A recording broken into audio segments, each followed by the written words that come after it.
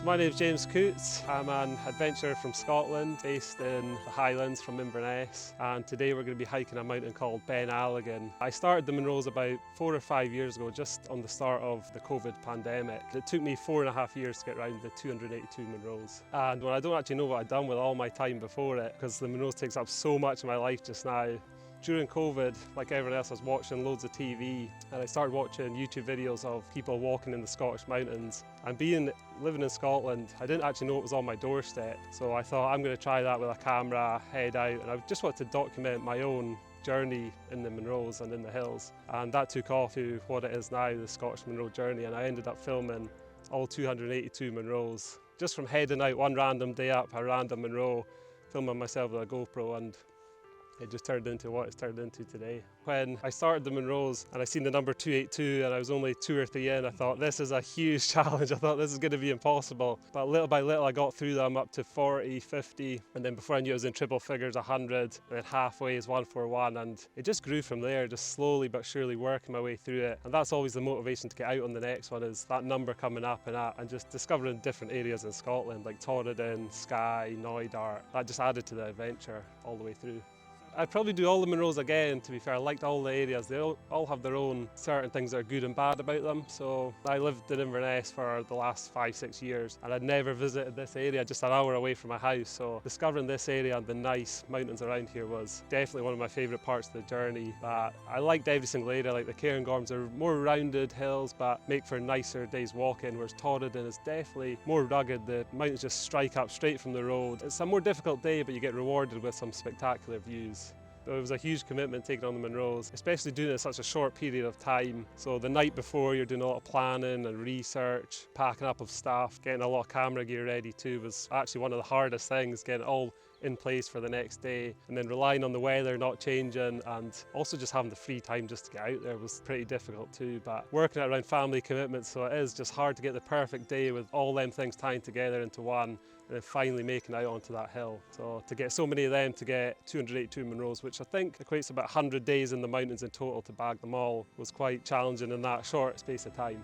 And yeah, definitely intimidated at the start, as sometimes when you're at the road or the car park and you look up, you just think this is going to be impossible to make up to the top of these Munros. But it's like everything, if one foot in front of the other, and before you know it, you'll be halfway and then make it to the top. But one of the more difficult things for me is I've done most of them solo. I think over 250 of them were solo, so it's always been self-motivated. Not having someone else there to push you is sometimes quite difficult, so that was a challenge at times, but also rewarding when you come back off the hill and you know you've done that whole thing by yourself. And the sense of solitude is unbeatable in Scotland for that too. To keep the motivation through the cold months, through winter in Scotland, you only get 6 or 7 hours of daylight, so that's obviously a challenge within itself, trying to squeeze these big days into short daylight hours. But I think what just keeps me going is the Munro challenge is really rewarding in itself. When you've bagged that Munro, you get to go home, scratch it off the map, and that's another one in the bag, as they would say. And it's always just thinking about that before you get out, that you're working towards a bigger end goal. And that was always my motivation, heading out in the morning, sometimes when it's -3, -4 degrees, and you step outside out the warm car and you just think, oh, but by the time you start walking, by the time you get into it, you always enjoy your day out. And it was always rewarding to get to the summit. Sometimes in winter you're getting some of the best days where you get blue skies and blankets of snow, and that's some of the best memories I've probably got from my whole Munro round.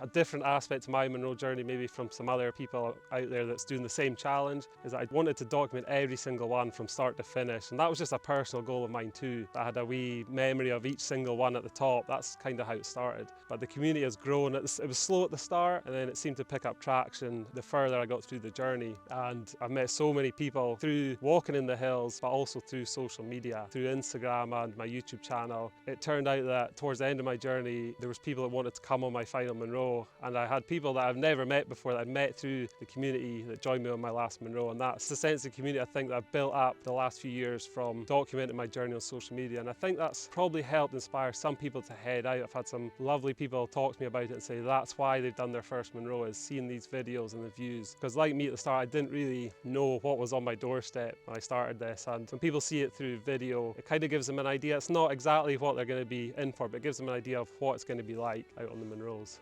There's definitely a sense of responsibility, especially when you're putting this sort of adventures onto the internet, onto social media. People might get the wrong idea about the routes and stuff, so it's important, especially my YouTube videos, I would give as much information about the route, a realistic representation of what you might face. Always in my videos I would say I'm going to keep within my limits, so if I'm ever uncomfortable with anything, I would just turn around. And that's sometimes a hard thing to do, especially when bagging Munros. You're trying to hit that target of reaching the summit, but I think it's really important that once you've reached your limits, especially being solo, there's no one around you to look after you or to report a fall or anything, that you just turn around. And I think it is a very important message. You've got to be safe in the hills as well as enjoying yourself as much as you can. For one example, for me, I was in Knoydart. I'd walked for 2 days to get up the summit of Larven, one of the biggest mountains in the area, a prize peak. I had been planning this trip for months, and I made it just a couple of 100 meters from the summit, and I was on a narrow ridge and there was extreme winds coming over. It was getting worse and worse the higher that I was getting. At that point I had to assess the situation and I had to turn around, and that was the hardest point. My whole Munro journey was turning around at that point. I knew I was going to have to make all that journey back in just to get to the top, and it wasn't until my last couple of Munros that I actually made the choice to go back to Larven, and I did get to the top. It takes a lot of patience, that as well, because there's a lot of planning and preparation to get into these remote areas in Scotland. So to get so close to have to turn around was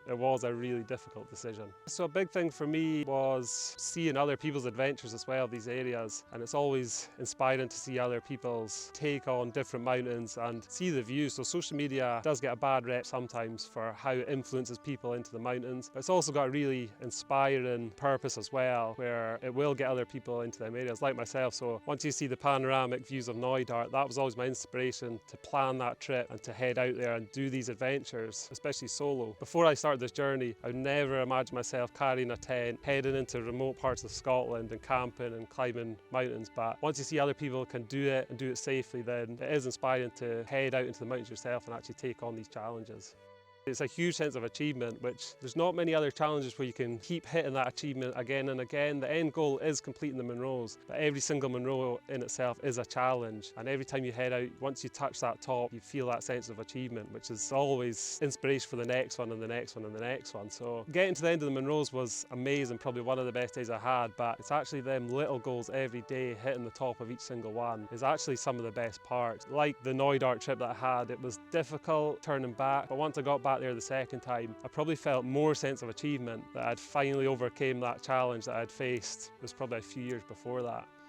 Gear is obviously a huge part of heading into the mountains. I think everyone, if you're just heading out for the first couple of times, you're not sure what to take, and that kind of just builds into its own thing where you'll really knuckle down your gear into what you'll take out every day. It'll finally find itself. I was wearing OEX gear from the start of my journey. They approached me really early, took a really keen interest in my journey, so I was proud to be an ambassador for them. And it gave me a real chance to try out some of the OEX gear and really put it to the test in the mountains in Scotland. I mean, there's no better place to really try out than the Scottish Munros. The conditions can be really harsh, they change so quickly. So OEX have a huge range of clothing, so it's great to have different layers like base layers, jumpers, jackets, down jackets, waterproofs, boots. So it really just made me dial down on what I would take out every day. Representing a brand like that has helped my journey as well, and I hope that it helps my community dial down on their own gear, and if they see stuff that's worked in the mountains, then the same sort of equipment might work for them while they're tackling the Scottish Munros. So always in my backpack I've got the essentials, first aid kit, I always carry emergency blanket, and a big thing is extra layers. So even in summer, in June, July in Scotland, you can head out shorts, t-shirts. By the time you get to the top of these Munros, there's sometimes snow, leftover ice patches from the winter, so you'll always need that extra layer than you might think that you require. So I always bring an extra jacket, maybe a down jacket, even through summer for when you're having your lunch at the top. It might be warm while you're moving, but once you stop, you start to cool down really quickly, so it's important to have too much gear. And obviously navigation as well, it's important to have backup navigation. So I carry a compass, map, a GPS device, and it's always good to have a backup device as well. That was one important thing. So when heading out the mountains, as it's colder at the top, batteries can die really quickly. So I always carry up backup batteries and also a backup copy of a map on my phone. So it's almost going to be foolproof. There's always going to be some way to get you off that mountain if you get completely stuck. From my journey, I obviously started off as a total beginner. I'd never been up a Munro before, and a lot of the skills are self-taught. for walking, but through winter in Scotland the conditions are completely different. It's a totally different challenge and it becomes more of a mountaineering challenge as well. So I decided to do a winter skills course quite early on, and that did pay off a lot. Learning how to use crampons and ice axe, and even though you might not use them a lot, it's important to know how to use them when you do have to use them. That was one of the main things in Scotland, as we can have snow for 8 to 9 months of the year, so that was important.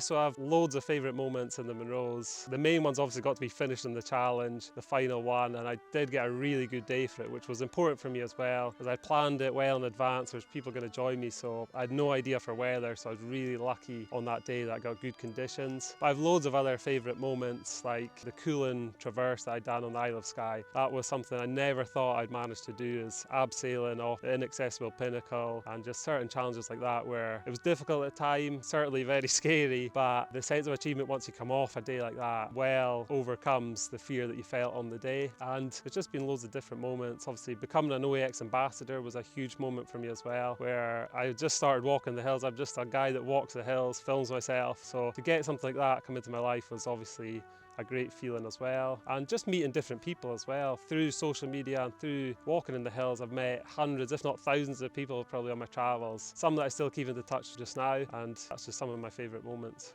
Yeah, I do get noticed, yeah, and it's a strange one because it's usually in the most remote place where you don't usually see anyone, and I'll bump into someone and they say, "Are you that guy that films them videos for YouTube?" And I'm like, yeah, and I get sometimes embarrassed about it because sometimes when you're walking solo for so long, putting videos on YouTube, you don't think many people are watching. You forget there is actually an audience that sit and watch this, so to actually meet them in real life really dials down that it's people are actually watching me walking in the mountains, which can be a strange feeling sometimes. I am probably influencing how people are going in the hills, what hills they might be taking on as well. So like I say, I probably try and make a realistic account of what I'm doing in the mountains, and my audience has grown to a stage now where you have to be careful what you do upload online, as people will take your advice for heading out. So it is important to take that into account when uploading online. But going forward, I probably would like to do some big adventures in Scotland, maybe some long distance trails, head into England and Wales, do some peaks there as well, and then maybe head into Europe. So as I head into Europe, I'll have to take that into account, that the stuff that I do put online will be viewed by people and they might try the same thing. So yeah, it's definitely something to think about when uploading online.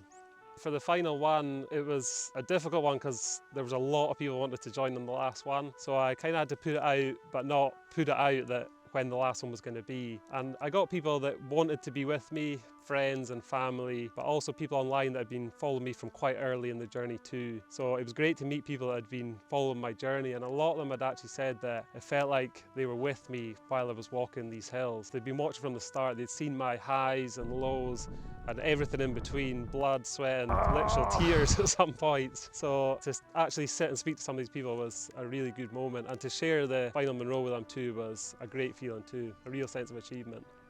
I'm proud of living in the Scottish Highlands, and I just feel lucky that I've discovered what's on my doorstep, and I get to put that out there for other people to discover, and not just people from Scotland, just from all over the world as well. I get messages from people from Canada and literally everywhere. People that have their roots in Scotland love to watch videos of Scotland as well. So it's great to be almost the face of that, of what has become the Scottish Munro Journey, and I really enjoy reaching out and speaking to other people about it, giving them advice. From what I'm seeing now as well with social media is a lot of the younger generation that are coming up and through are starting to head out into the hills, where it might have been a few years ago that hill walking might have been for the older generation. It's definitely got a stigma with that, but I feel like with social media this is kind of going to the side, and it's becoming a more cool thing to do, to get them lovely photos at the top and to take on a challenge like Munro bagging or the Wainwrights in England, a similar sort of challenge. So it's great to be the face of that. I hate the word influencer, but I like being maybe a role model for people to take on the Munros, especially solo, as it can be hard to find other people to walk with a lot of the time. That was difficult for me at the start, was heading out solo day after day, but eventually I enjoyed it that much that I actually really like going out solo. You don't have to wait for people behind you, and yeah, you just make it your own. You can take your own route and don't have to rely on anyone else for anything to head out, so you can just make your plans up yourself. So when I started it, there was questions like, what are you doing? Just walking up hills, touch the top, turn around and go back down. Like on paper, it sounds like such a pointless task to do. But over time, people started to take more interest, like my friends and family. Not many of them are into hill walking. I've got a few friends that I walk with now and then, but the majority of it, they're not really into Munro bagging as such. So it was interesting to introduce that to my friends and family too. They've definitely taken more interest in that sort of thing as well. So that's been a nice part of the journey too. So if I had any advice, I'd probably say just go and do it. My first Munro, it was springtime, so I would say wait till spring or summer, wait for the perfect day, look for good weather, and just do loads of research before you go. There's plenty of stuff on the internet. Walk Highlands is a fantastic website that gives you all advice on the Munros in Scotland, gives you routes, pictures, but also social media, you'll get good advice. There is some bad advice out there you have to watch for, but the majority of it is good and inspiring. But if you get your first Munro on a really good day, good conditions, then I think you'd be hooked straight away, and it's a great challenge to take on in Scotland.